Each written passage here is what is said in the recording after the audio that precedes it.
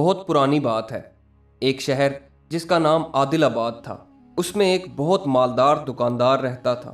دور دور کے ملکوں سے اس کا لین دین تھا۔ اپنے دیس میں جو اچھا اچھا کپڑا بنتا تھا وہ یہاں سے دوسرے ملکوں کو بھیجا کرتا اور وہاں سے طرح طرح کی چیزیں منگوا کر یہاں بیچتا۔ خدا نے اس کے کام میں بڑی برکت دی۔ اس کا کاروبار دن بدن بڑھتا ہی چلا گیا اور اس کے پاس اتنی دولت ہو گئی کہ کچھ حساب شمار نہ تھا۔ ڈیوڑی پر ایک کے بجائے دو دو ہاتھی جھومنے لگے۔ گھوڑوں کی تو گنتی ہی نہ تھی، لیکن ایک بڑا ہی نایاب گھوڑا تھا جو اس نے بہت سے دام دے کر 1 ارب سے خریدا تھا۔ دکاندار اسے بہت پیار کرتا تھا اور اس کا نام اس نے سبک سیر رکھا۔ ایک دن کا ذکر ہے کہ اس نے بہت سا سوتی کپڑا کابل بھیجا اور وہاں سے اس کے عوض کچھ مال منگوایا، یہاں تک کہ اس کا مال پہنچنے کا دن آ پہنچا۔ خیال تھا کہ تیسرے پہر تک سب مال عادل آباد پہنچ جائے گا، لیکن انتظار کرتے کرتے شام ہو گئی اور مال کا کہیں اتا پتہ نہ تھا۔ دکاندار کو فکر ہوئی کہ کیا بات ہے، مال کہاں رہ گیا۔ آخر کو اس نے سوچا کہ چلو ذرا گھوڑے پر بیٹھ کر آگے چلیں اور دیکھیں شاید کہیں راستے میں ہی مال آتا ہوا مل جائے۔ یہ سوچ کر اس نے سبک سیر پر زین کسوائی اور شاہی سڑک پر جس پر سے مال آنے والا تھا گھوڑے پر سوار ہو کر نکل چلا۔ شام کا وقت تھا، ٹھنڈی ٹھنڈی ہوا چل رہی تھی۔ اس دن ذرا کچھ بارش ہوئی تھی، اسی وجہ سے مینڈک بھی سب مل کر کیں کیں کر رہے تھے اور شام کے سناٹے میں ان کی آواز اور بھی زیادہ اونچی معلوم ہوتی تھی۔ دکاندار مال کے بارے میں سوچے چلا جا رہا تھا کہ بے خیالی میں وہ شہر سے بہت دور نکل گیا اور ایک جنگل میں پہنچ گیا۔ ابھی یہ اپنی دھن میں آگے ہی جا رہا تھا کہ پیچھے سے 6 آدمیوں نے اس پر حملہ کر دیا۔ اس نے ان کے 2 وار تو روک لیے، لیکن جب دیکھا کہ وہ 6 ہیں اور میں اکیلا، تو سوچا کہ اچھا یہی ہے کہ میں ان سے بچ کر نکل چلوں۔ چنانچہ اس نے گھوڑے کو گھر کی طرف پھیرا، لیکن ڈاکوؤں کے پاس بھی گھوڑے تھے، انہوں نے بھی گھوڑے پیچھے ڈال دیے۔ اب تو عجیب حال تھا، سارا جنگل گھوڑوں کی ٹاپوں سے گونج رہا تھا۔ ایک بڈھا سا مینڈک جس کے ساتھ ساتھ اور سب مینڈک بھی مل کر چلا رہے تھے، ان گھوڑوں کی آواز سن کر گھبرا گئے اور بس ایک دفعہ کیں کر کے دوسری دفعہ کہنا بھول گئے۔ بہت دیر تک سبک سیر آگے آگے دوڑتا رہا اور پیچھے پیچھے 6 ڈاکو، لیکن سچ یہ ہے کہ سبک سیر نے اس دن اپنے دام وصول کرا دیے۔ کچھ ہی دیر بعد وہ 6 کے 6 گھوڑے پیچھے رہ گئے اور سبک سیر اسی طرح سیدھا عادل آباد پہنچ گیا اور اپنے مالک کی جان بچا کر گھر لے آیا۔ پہنچنے کو تو سبک سیر گھر پہنچ گیا، مگر بدن پر اس قدر پسینہ آیا تھا کہ جیسے جھاگ معلوم ہو۔ کچھ ہی دنوں بعد پتہ چلا کہ اس نے بھاگتے ہوئے اتنا زور لگایا تھا کہ بیچارے کی ٹانگیں بیکار ہو گئیں۔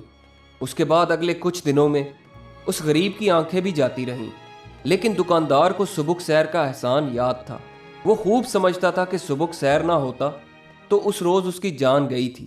چنانچہ اس نے حکم دیا کہ جب تک سبک سیر جیتا رہے اسے روز صبح شام 6 سیر دانہ دیا جائے اور کوئی کام اس سے نہ لیا جائے۔ یہ مالک کا حکم تھا۔ دانہ برابر دیا جانے لگا، لیکن جب کچھ دن گزر گئے تو دکاندار نے کہا 6 سیر بہت ہوتا ہے، 4 سیر کر دو۔ آج سے سبک سیر کو 4 سیر دانہ دیا جائے۔ سائس نے کہا حضور بہت اچھا۔ چنانچہ 4 سیر دانہ دیا جانے لگا۔ کچھ دن اور گزرے، دکاندار کو خیال آیا کہ یہ سبک سیر تو بیکار ہی کھڑا رہتا ہے، بس 3 سیر دانہ بہت ہوتا ہے۔ چنانچہ اس نے حکم دیا کہ اب سے سبک سیر کو 3 سیر دانہ دیا جائے۔ چند سال اور گزر گئے۔ سبک سیر جوان تھا، اس لیے بھلا جلدی سے کیسے مر جاتا۔ ایک دن دکاندار بولا اس سبک سیر کو دانے کی ایسی کیا ضرورت ہے، یہ تو ہمیشہ کھڑا ہی رہتا ہے، بس 1 سیر دانہ دے دیا کرو۔ اس کے بعد سے سبک سیر کو 1 سیر دانہ دیا جانے لگا۔ پھر کچھ عرصہ اور گزر گیا۔ سبک سیر بیچارہ کھانے کی کمی کی وجہ سے بہت دبلا ہو گیا تھا۔ اب وہ پہلے سی بات کہاں رہی تھی، شکل صورت بھی ویسی نہ رہی۔ ایک بار پھر دکاندار نے سبک سیر کو دیکھا تو کہا یہ سبک سیر کو خواہ مخواہ کیوں کھڑے کھڑے دانہ دیا جائے، کوئی خریدے تو بیچ ہی ڈالیں۔ مگر بیچارے لنگڑے لولے اندھے سبک سیر کو کون پوچھتا تھا، کسی نے دام نہ لگائے۔ آخر کار تنگ آ کر دکاندار نے کہا یہ کم بخت تو اب کھانے کا ہی ہے، اسے بس ہانک دو اور یہاں سے نکال باہر کرو۔ سائس نے سبک سیر کو کھول دیا، لیکن سبک سیر تھان سے نہ ہٹا۔ بہت ہانکا لیکن وہ اپنی جگہ اڑا رہا۔ سائس نے چابک لیا اور اسے مارنے لگا۔ چابک کے وار سے سبک سیر کچھ کسمسایا، لیکن پھر کھڑا ہو گیا۔ साइस ने फिर चाबुक मारा। साइस ने इसी तरह मार मार कर इस बेचारे को बाहर निकाल दिया। सुबुकसैर के दिल पर खुदा जाने क्या गुजरी होगी। दोपहर का निकला शाम तक वहीं सर झुकाए हुए दरवाजे के सामने खड़ा रहा। रात हुई तो वहीं सड़क के किनारे बैठ गया। रात को खूब बारिश हुई, ओले पड़े, लेकिन किसी ने उसे अंदर ना आने दिया। बेचारा सुबुकसैर उम्मीद लगाए वहीं खड़ा रहा।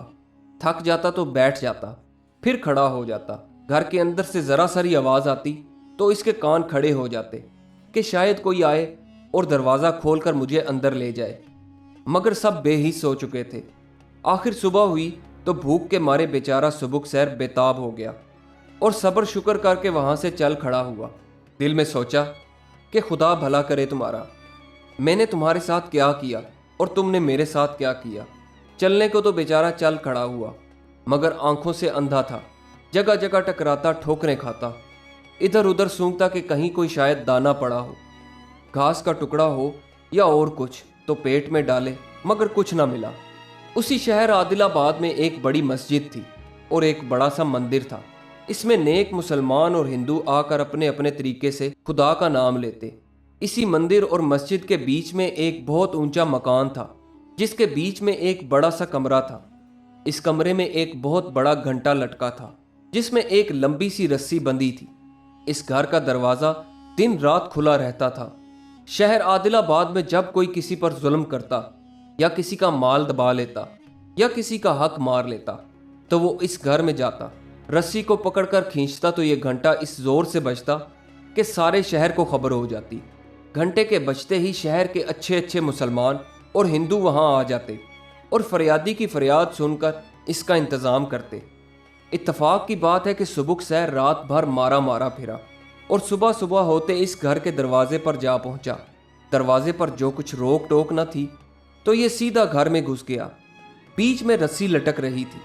सुबुकसैर जो गरीब अंधा हो चुका था, मारे भूख के हर चीज पर मुंह चलाता और टकरे मारता।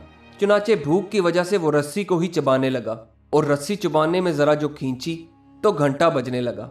मुसलमान अपनी मस्जिद में नमाज के लिए जमा थे। पुजारी मंदिर में जाकर पूजा कर रहे थे। घंटे की आवाज़ सुनकर सब चौंक पड़े। मुसलमान मस्जिद से निकल पड़े और हिंदू मंदिर से निकल पड़े। सब के सब वो उस घर की तरफ लपके और उस घर में आकर जमा हो गए। सब हैरान होकर देख रहे थे कि घर के बीच में सुबुकसैर खड़ा है।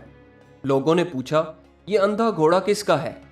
उन्हीं लोगों में से किसी ने बताया कि ये उस ताजिर का घोड़ा है जिसकी इसने जान बचाई थी।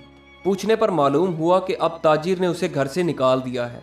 लोगों ने ताजिर को बुलवाया। सबकी अजीब हालत थी। एक तरफ अंधा घोड़ा खड़ा था, इसके ज़बान न थी जो शिकायत करता। दूसरी तरफ ताजिर खड़ा था, लेकिन सब जानते थे कि मामला क्या है और सबसे ज़्यादा ये ताजिर खुद जानता था। शर्म के मारे आंखें झुकाकर खड़ा रहा। फैसला करने वाले लोगों ने कहा कि तुमने अच्छा नहीं किया, इस घोड़े ने तुम्हारी जान बचाई और तुम्हारी जान बचाते बचाते इसी में अंधा हुआ और लंगड़ा हुआ, और तुमने इसके साथ क्या किया? क्या नेकी का सिला ऐसे दिया जाता है? तुम आदमी हो या जानवर? आदमी से अच्छा तो ये जानवर ही रहा। हमारे शहर में ऐसा नहीं होता। यहाँ हर एक को इसका हक मिलता है और एहसान का बदला एहसान से दिया जाता है। ताजिर का चेहरा शर्म से सुर्ख हो गया, आंखों से आंसू निकल पड़े। आगे बढ़कर इसने सुबुकसैर की गर्दन में हाथ डाले और इसका मुंह चूमा और कहा, मेरा कसूर माफ कर दो मेरे मोहसिन। ये कहकर इसने सुबुकसैर को साथ लिया और घर ले आया। फिर मरते दम तक इसके लिए हर तरह के आराम का इंतज़ाम रहा। दोस्तों, ये कहानी आपको कैसी लगी? कमेंट्स में अपनी राय का इजहार ज़रूर कीजिएगा और हमारे चैनल को सब्सक्राइब करना मत भूलिए। वीडियो देखने का बहुत बहुत शुक्रिया।